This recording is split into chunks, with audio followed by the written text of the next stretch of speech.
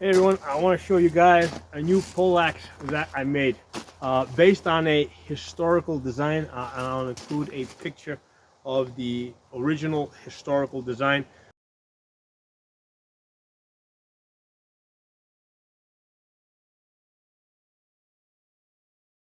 Basically, it's a flat axe head with a hammer on the back, and it's got a top spike over here, butt spike over here, and then it's got langets on the side which reinforce the shaft, but also provide a hitting surface, right? So I've got this taped, I have this marked as a hitting surface over here. So I've already had a chance to try this out, and I love it. It is a lot lighter. Well, it's actually not a lot lighter, but it is light enough that I feel the difference. This one over here weighs about 4 pounds. This one over here is only 5 ounces lighter, okay? But those 5 ounces make a tremendous difference. First of all, those 5 ounces are in the head area.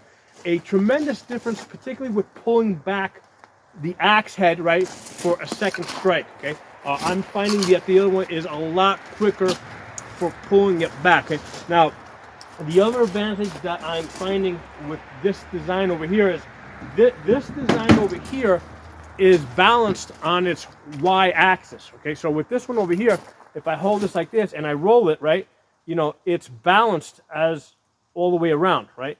And that makes it a lot easier if you're on this side over here and you're cutting over to that side where you're crossing your arms. It makes this a lot easier to roll over from one side to the other.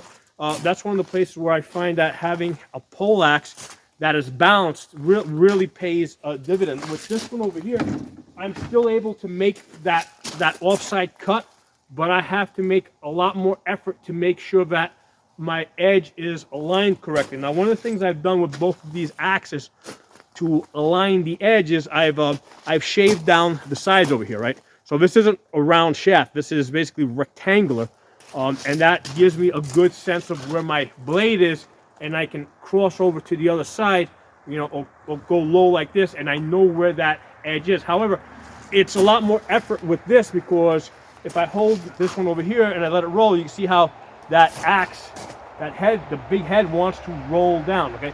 So this one is not balanced on its y-axis, whereas this one over here, okay, this one is balanced on its y-axis. Doesn't matter, you know, when you're holding this, you know, this side has the same amount of weight as this side. This one over here is a little bit more spread out. This one over here is a little bit more concentrated. And again, this being just 5 ounces lighter makes a huge difference when, you know, bringing this axe back to make those follow-up strikes. Okay, so you know, you can tell from the marks on the tape over here, I already had a chance to use this, and I'm absolutely loving this. So again, I'm going to post a picture of the original historical design that this is based on. Now, this is all wood, right? So this is for practice purposes. Obviously, we don't in the practices that I go to, we don't use steel axes to fight with. They have to either have a rubber head, which is what this one has over here. This one has a solid rubber head on the inside.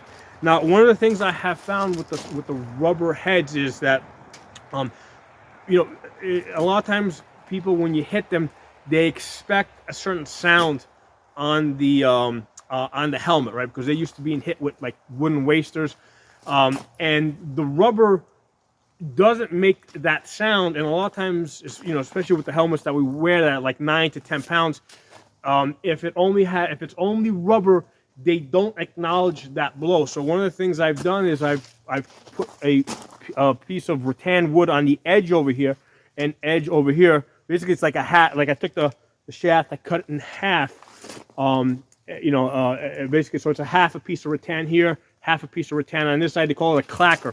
And the purpose of that is basically just to make a sound when it hits somebody's steel helmet, so that they know that they've been hit. Because sometimes, like, I could be hitting them so hard that their head's like just getting blown completely to the sides, and because it doesn't make that sound, they're like not acknowledging the blows. They think maybe they've been shoved or something. You know, they don't realize they've actually been hit, even though their head's getting like knocked completely over, because the sound isn't there. So having that wood on the edge makes that sound that they're accustomed to and that they're looking for. So this one over here, there's no rubber in this one. Okay, so this one is all wood. So the same shaft that I have here, you know, I put it up here, and all the spacers in between, those are all same wood. So I've crafted this of all wood.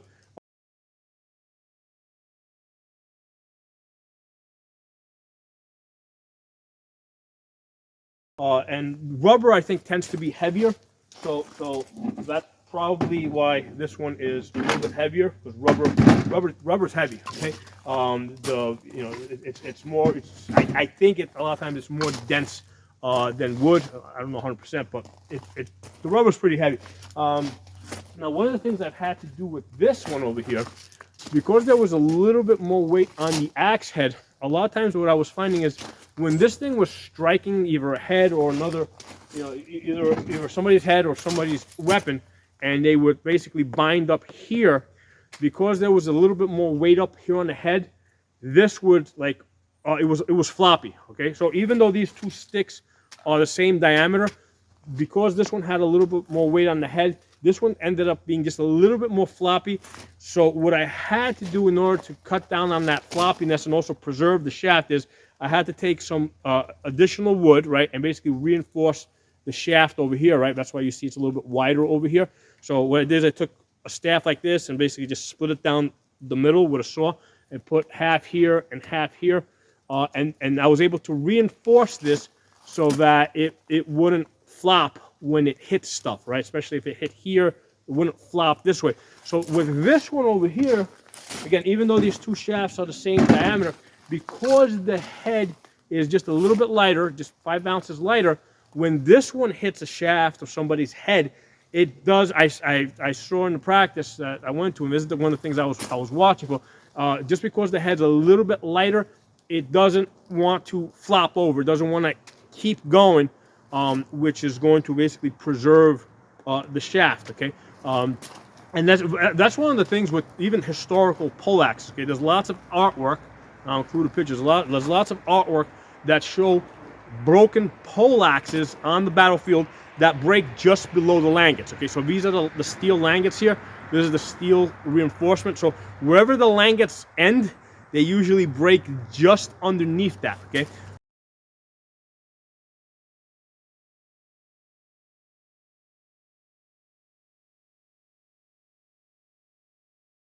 And again, that's because the mass of the head is the weapon's, you know, own enemy, basically. Okay, so if I can make this head a little bit lighter, right, but still, you know, have it move like a poleaxe and hit like a poleaxe, that would, you know, that basically would be a better training weapon. Okay, so this has really good stiffness. It doesn't, I mean, it has a little bit of give, but not too much give. And because this is wood over here, when it hits somebody's helmet, it makes the sound that they're expecting, and they take the shot. And it actually means I can hit them lighter, right? Because if I'm hitting them with a rubber head, a lot of times what I find is I have to hit them really hard so that they can acknowledge the blow. But if I've got a wooden head, it makes a loud, distinct sound, right? Because rubber absorbs the sound, whereas wood makes sound. So I can give them a lighter blow, and they will acknowledge the hit, and I don't have to hit them as hard. So really interesting how this is working out. But I absolutely love this Poleaxe design, this head design over here. And I love how this is just balanced on its y-axis, which was kind of the problem I had with this. I mean, I can still fight with it. I love fighting with this, but because it's not balanced on this axis, you have to make more of an effort to make sure that you're controlling the edge alignment. Okay, you have to make more of an effort to control the edge alignment. With this, you know, there's less effort in controlling that edge alignment. So I wanted to show this to you guys in case maybe you guys want to build one of your own and start fighting poleaxe. So hope you enjoyed the video. Drop some comments below. I'll talk to you all soon. Oh, in case you guys were wondering, the length on this is about just a little bit over 6 foot.